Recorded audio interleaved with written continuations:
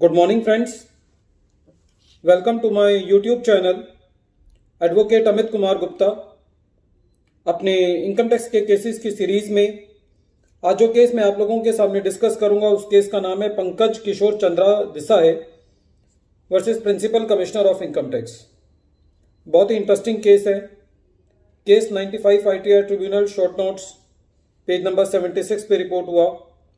सूरत ITAT ने decide किया और मैटर 13 अप्रैल 2022 को डिसाइड किया गया। फ्रेंड्स, इस केस के फैक्ट्स इस तरीके से हैं। इस केस के अंदर एसएससी को शेयर्स पर लॉन्ग टर्म कैपिटल गेन हुआ जो कि सेक्शन 10 सबसेक्शन 38 के अंदर एग्जेम्प्ट होता है। इसके अलावा एसएससी को लॉन्ग टर्म कैपिटल लॉस भी हुआ जिसको एसएससी ने कैरी फॉरवर्ड किया। जो सेक्शन 10 सबसेक्शन 38 है वो बेसिकली सबको पता है कि यदि लिस्टेड कंपनीज हैं तो उनके शेयर्स में जो ट्रेडिंग होती है और उससे जो एसएससी को कैपिटल गेन होता है वो कैपिटल गेन जो है वो एग्जेम्प्ट था।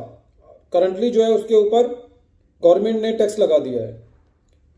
तो सेक्शन 10 सबसेक्शन 38 ये कहता है कि वो इनकम जो है जो कि लिस्टेड शेयर से हुई है, कैपिटल गेन से हुई है, वो इनकम जो है वो एग्जेम्प्ट है। यदि वो एग्जेम्प्ट है तो वो पूरी तरीके से एग्जेम्प्ट है। बेसिकली ये केस जो है वो इस तरफ इशारा करता है। जब असेसिंग ऑफिसर ने भी इस असेसमेंट को कर दिया, लॉन्ग टर्म कैपिटल लॉस जो कि एसएससी को हुआ था किसी और असेट्स के ऊपर, उसको कैरी फॉरवर्ड कर दिया और जो शेयर्स का लॉन्ग टर्म कैपिटल गेन था वो एग्जेम्प्ट हो गया। बाद में सीआईटी साहब ने जब ये रिटर्न देखी तो उन्होंने ये देखा कि जो लॉस कैरी फॉरवर्ड हुआ है वो लॉन्ग टर्म कैपिटल लॉस है और जो एसएससी को लिस्टेड शेयर्स के ऊपर प्रॉफिट हुआ था वो सेक्शन 10 सबसेक्शन 38 के अंदर उसको पूरा एग्जेम्प्ट कर दिया गया है, उसको सेट ऑफ नहीं किया। उनका कहना ये था कि जो लॉन्ग टर्म शेयर्स का लॉस है वो बाकी कैपिटल लॉस से पहले लेस होना चाहिए था और फिर उस लॉस को कैरी फॉरवर्ड करना चाहिए था। कहने का तात्पर्य यह है कि एसएससी को लॉस कैरी फॉरवर्ड कम होना चाहिए था। जब सीआईटी साहब ने ये रिवीजन की तो इस रिवीजन के ऑर्डर के अगेंस्ट जो है वो एसएससी सूरत ITAT के अंदर गया और सूरत ITAT ने ये डिसाइड किया कि जो सेक्शन 10 सबसेक्शन 38 का जो गेन है वो एक सेपरेट गेन है। उस गेन को एसएससी के दूसरे लॉन्ग टर्म कैपिटल लॉस से एडजस्ट नहीं किया जा सकता। वो गेन कंप्लीटली एग्जेम्प्ट होगा और जो दूसरा लॉस है वो पूरा का पूरा जो है वो कैरी फॉरवर्ड होगा। सूरत ITAT का कहना यह था, the current year long term capital gains earned by the SSC to the tune of 35,49,832 was exempt under section 10 subsection 38 of the act. Therefore, the long-term capital gain would not enter the computation of total income of the SSC and SSC would not set off current year and previous year long-term capital loss against such long-term capital gains. Surat ITAT का यह कहना था कि ये जो long term capital gain है ये computation of income में जाता ही नहीं है, ये पूरा का पूरा एग्जेम्प्ट हो जाता है। तो जब ये कंप्यूटेशन ऑफ इनकम में नहीं जाता तो जो पिछले सालों के जो लॉस कैरी फॉरवर्ड किए गए हैं उनसे इसको एडजस्ट नहीं किया जा सकता। तो जो एसएससी ने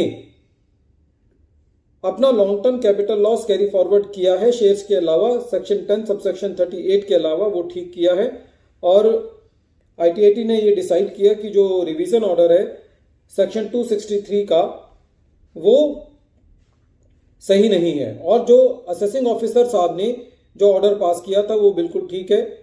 the view taken by the assessing officer that the SSC could not utilize the exempt income to set off the losses was correct. So this was the decision of the Surat ITAT in nutshell. Friends, बहुत बारीक बात है। हालांकि इससे SSC की कोई current tax liability पे फर्क नहीं पड़ रहा था, लेकिन जो खाली इशू ये था कि उसका जो लॉस है वो कम कैरी फॉरवर्ड होता। तो सीआईटी साहब को ये लगा कि ये पहले सेट ऑफ होना चाहिए और फिर जो है लॉस कैरी फॉरवर्ड होना चाहिए, जिसको सूरत ITAT ने ये कहा कि ये सीआईटी साहब का वर्जन ठीक नहीं है और असेसी ने जो किया है और जो असेसिंग ऑफिसर ने जो ऑर्डर पास किया था वो एज पर लॉ है, और दोनों जो है वो सेपरेट चीज है। सेक्शन 10 सब सेक्शन 38 का लॉस जो गेन है वो कंप्लीटली अपने आप में गेन है, वो पूरी तरीके से एग्जेम्प्ट होता है। यदि हम उसको सेट ऑफ कर देते हैं उससे, तो कहीं ना कहीं उसकी जो एग्जेम्पशन है वो कम हो जाती है। फ्रेंड्स, एक बार फिर मैं केस का नाम रिपीट कर रहा हूं। केस का नाम है Pankaj Kishore Chandra Desai versus principal commissioner of income tax. Friends, at the end of this video, I appeal to you that please subscribe my channel and press the bell icon so that you may receive the future notifications of coming videos. Thank you, friends.